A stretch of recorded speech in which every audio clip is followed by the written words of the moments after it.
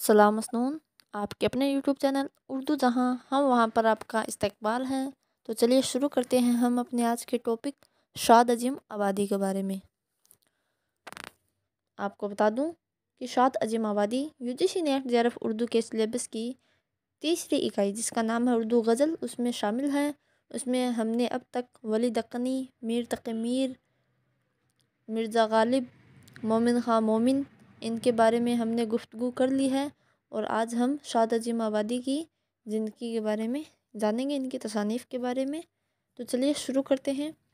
शाद अजीम आबादी की पैदाइश 1846 ईस्वी में अजीमाबाद में हुई और वफ़ात 1927 ईस्वी में पटना में है। तो याद रखेंगे 1846 ईस्वी में ये पैदा हुए और 1927 ईस्वी में पटना में इनकी वफ़ात हुई। शाद को दबिस्तान अजीम आबाद की आबरू कहा जाता है।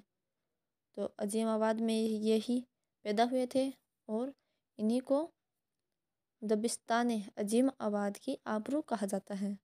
शाद के शेरी मजमूए देखिए, इनको आपको याद रखना है क्योंकि इम्तिहान में पूछे जाते हैं। तो नगमा इल्हाम, मेखाना इल्हाम, हयात फरियाद, रुबायात शाद, सुरूश मस्ती, फिरोग हस्ती। फिर से देखिए, नगमा इल्हाम, मेखाना इल्हाम, हयात फरियाद, रुबायात शाद, सरूश मस्ती, फिरोग हस्ती। याद कैसे रखेंगे? इसमें मस्ती हस्ती आ रहा है और इसमें इल्हाम, इसमें भी इल्हाम, नगमा इल्हाम, मेखाना इल्हाम और इधर सरूश मस्ती, फिरोग हस्ती और बीच में हयात फरियाद और रुबायात शाद, दाल दाल आ रहा है। तो ऐसे आप इनको याद रखेंगे। शाद के दीवान का नाम अंधेर नगरी है। तो शाद के दीवान का नाम क्या है? अंधेर नगरी। बोलते हैं ना अंधेर नगरी चौपट राजा, तो याद रखें शाद अजीम आबादी के दीवान का नाम है अंधेर नगरी। शाद के मजमूए कलाम का ज़माने तरतीब से दुरुस्त जुमला इस तरह होगा।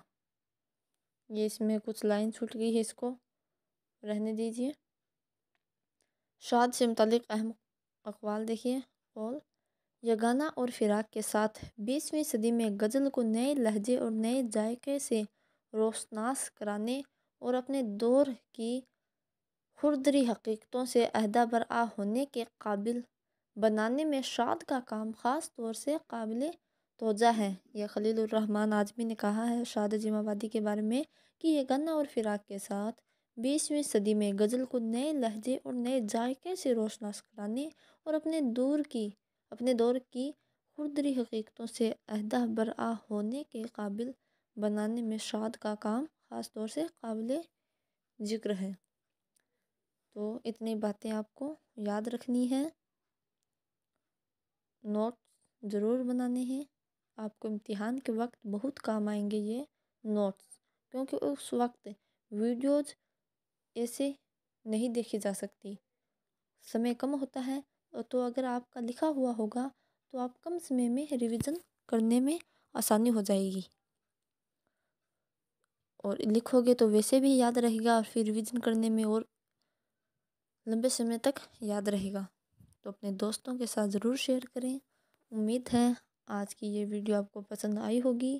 तो ज़्यादा से ज़्यादा शेयर करें और मेहनत करते रहें, मायूस कभी ना हो। इंशाल्लाह मेहनत का फल ज़रूर मिलता है। तो अब दीजिए मुझे इजाज़त, कल फिर मिलेंगे एक नए टॉपिक के साथ। अल्लाह हाफिज़।